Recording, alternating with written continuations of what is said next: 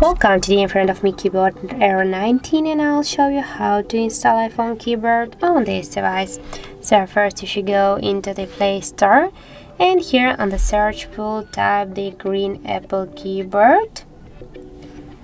And now I have to get this application, so tap to install and wait a couple of seconds while the application installing on your device.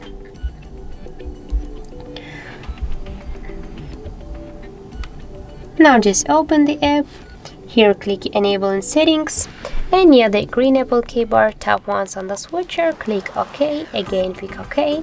Now just go back and here click Switch Input Methods and switch your keyboard to the English United States keyboard, and as that's finished. And now we'll just go, for example, here into the contacts, maybe into our message application, or here, for example, here into the Google. And as can you see here, we can check our keyboard, and this keyboard is so close to the iPhone, to the iOS keyboard as all the emojis. So that's how it looks. And if you find this video helpful, remember to leave a like, comment and subscribe our channel.